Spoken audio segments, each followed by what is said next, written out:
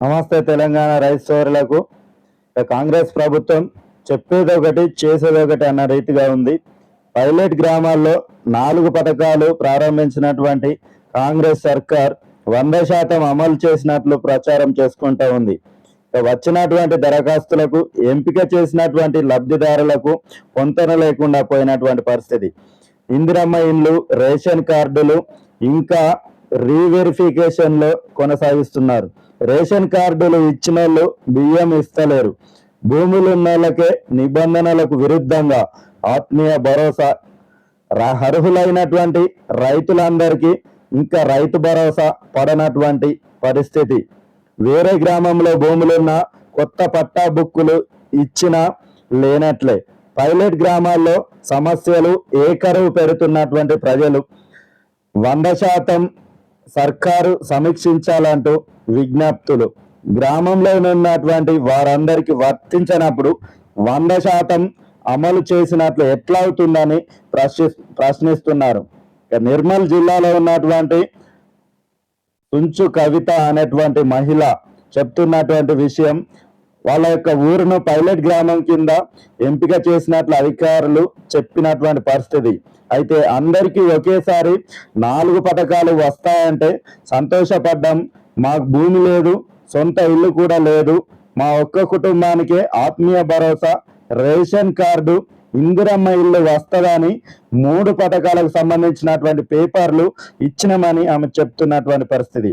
ఇక ఇందిరమ్మ ఇల్లు వస్తే ఇప్పుడున్న రేకుల షెడ్డు తీసేసి పక్కా ఇల్లు కట్టుకోవచ్చు అనుకున్నామని చెప్తుంది. రేషన్ బియ్యంతో పాటు ఉపాధి కూలీలకు ఇచ్చేటటువంటి ఆత్మీయ భరోసా డబ్బులు కూడా వస్తాయని అనుకున్నాం, కానీ ఇప్పటి వరకు రాలే. రేషన్ కార్డు వచ్చిందన్నారు, కానీ ఇప్పటికైతే బియ్యం అయితే ఇవ్వలేదు. మా ఇంట్లో గందరగోళం, ఉపాధి ఇతర కూలి పనులకు పోతాం. ఈ పథకాలు మాకు ఎందుకు రాలేదో అర్థమైతలేదు. సార్లను ఎన్నిసార్లు అడిగినా పైసలు మళ్ళీ పడతాయని చెప్తున్నారు. ఇలా ఈ 2 గ్రామాల్లో ఈ ఇద్దరినే కాదు, ఉమ్మడి ఆదిలాబాద్ జిల్లాలో సర్కారు ఎంపిక చేసినటువంటి ఏ పైలట్ గ్రామాలకి వెళ్ళినా ఎవరిని కదిలించినా ఈ తరహా పరిస్థితి కనిపించింది.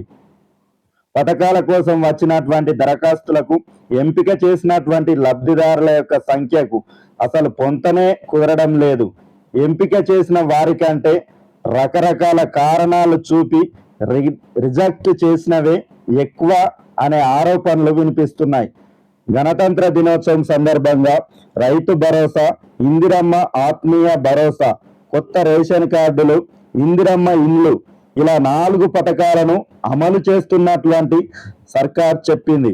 మండలానికి ఓ గ్రామాన్ని పైలట్ ప్రాజెక్టుగా ఎంపిక చేసి ఈ పథకాలన్నింటినీ 100% అమలు చేస్తామని కాంగ్రెస్ సర్కార్ చెప్పింది. ఈ మేరకు ఈ పైలట్ గ్రామాల్లో గ్రామ సభలు కూడా పెట్టి 100% పథకాలు అమలు చేసినట్లు ప్రకటనలు సైతం చేసింది. కానీ క్షేత్రస్థాయిలో పరిస్థితి చూసినప్పుడు ప్రభుత్వ ప్రకటనకు పూర్తి విభిన్నంగా కనిపిస్తుంది. గ్రామ సభల్లో రేషన్ కార్డులు ఇచ్చిన వాళ్లకు ఇప్పటిదాకా రేషన్ బియ్యం ఇవ్వలేదు. ఎందుకు ఇవ్వలేదని లబ్ధిదారులు అడిగితే సివిల్ సప్లై శాఖ నుంచి మీకు రావాల్సిన కోటా బియ్యం కేటాయించలేదని చెప్తున్నటువంటి పరిస్థితి. ఇక అన్ని అర్హతలున్న అనేక మందిని ఇందిరమ్మ ఇండ్ల కోసం ఎంపిక చేయనే లేదు. ఎందుకు చేయలేదంటే రీవెరిఫికేషన్ చేస్తామని చెప్తున్నారు. అర్హులమై ఉండి దరఖాస్తు చేసుకున్నాక కూడా రేషన్ కార్డు ఎందుకు రావడం లేదంటే మళ్ళీ దరఖాస్తు చేసుకోమంటున్నారు. వ్యవసాయాన్ని నమ్ముకొని బతికే రైతులకు రైతు భరోసా ఎందుకు రాలేదని పైలట్ గ్రామాల్లో ఉన్నటువంటి రైతులు అడిగితే, మీరు ఈ గ్రామంలో ఉంటున్నా మీ భూములు పక్క గ్రామంలో ఉంటే రాదని చెప్తున్నారు.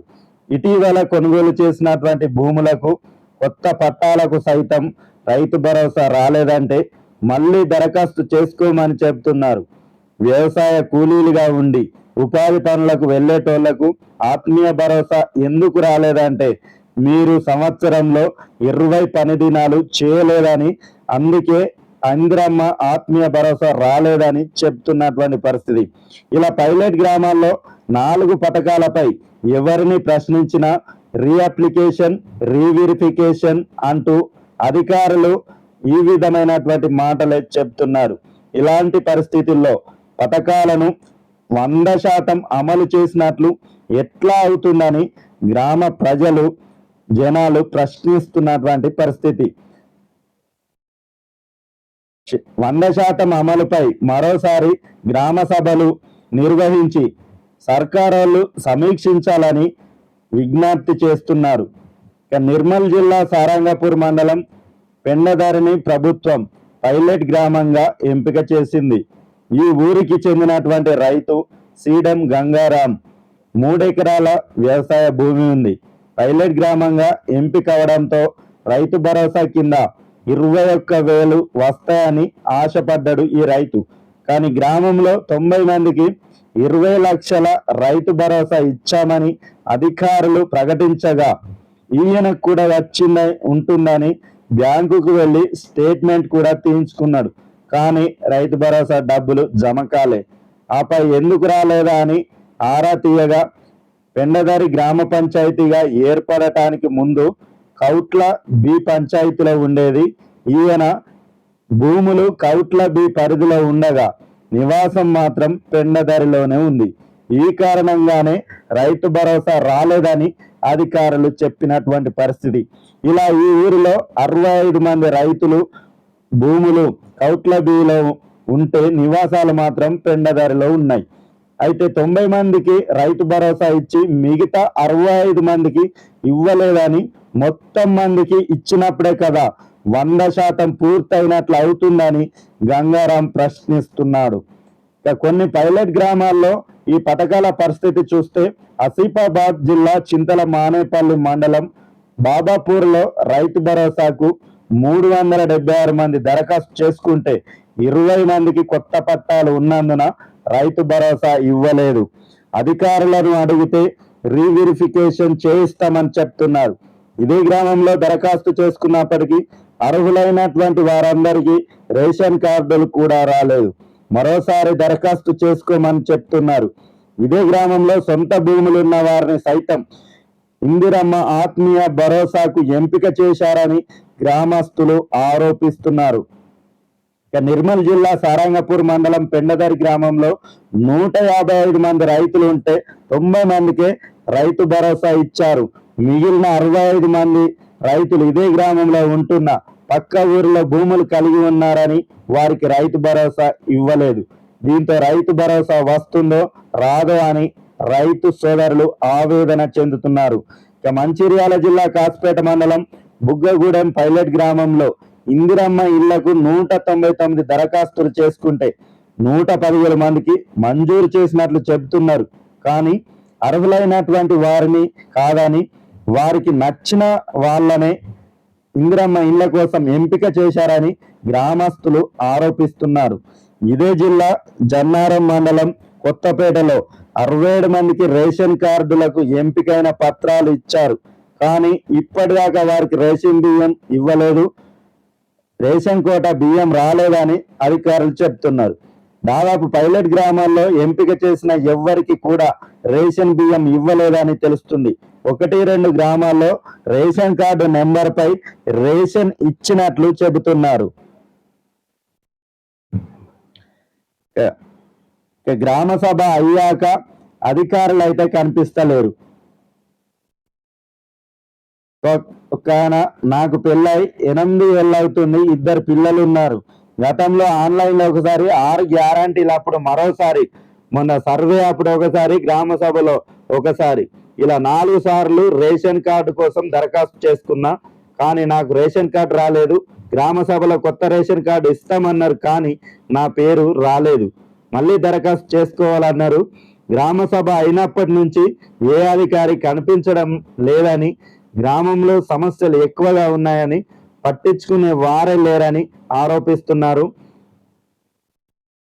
బాబాపూర్ పైలట్ గ్రామం కొమరంభీం ఆసిఫాబాద్ జిల్లా. మరొకరు మా ఊరిని పైలట్ గ్రామంగా ఎంపిక చేశారు, ఇల్లు వస్తుందని సంతోషపడ్డాం, ఇప్పుడు గూనె ఇంట్లో ఉంటున్నాం, డ్వాక్రా రుణం తీసుకొని ట్రాలీ కొనుగోలు చేసి నడుపుకుంటున్నాం. కానీ 4 వీలర్ ట్రాలీ ఉందని మాకు ఇల్లు మంజూరు చేయలే. కొందరికి ట్రాక్టర్లు సొంత ఇల్లు ఉన్నా వాళ్ళని ఎంపిక చేసిరు, కానీ మమ్మల్ని చేయలే. అడిగితే రీవెరిఫికేషన్ చేస్తామని చెప్తున్నారు. ఏది ఏమైనా కాంగ్రెస్ సర్కార్ ఇప్పటికైనా అర్హత కలిగినటువంటి వారందరికీ రైతు భరోసా నిధులను వారి యొక్క ఖాతాల్లో జమ చేయాలని రైతు సోదరులు అయితే ఆరోపిస్తున్నారు. ఇప్పటిదాకా రైతు భరోసా 4 ఎకరాలకు వరకు ఉన్నటువంటి రైతులకు జమ చేశామని చెప్తున్నటువంటి కాంగ్రెస్ సర్కార్ మిగిలిన వారికి కూడా రైతు భరోసా నిధులను వెంటనే విడుదల చేయాలని రైతు సోదరులు విజ్ఞప్తి చేస్తున్నారు.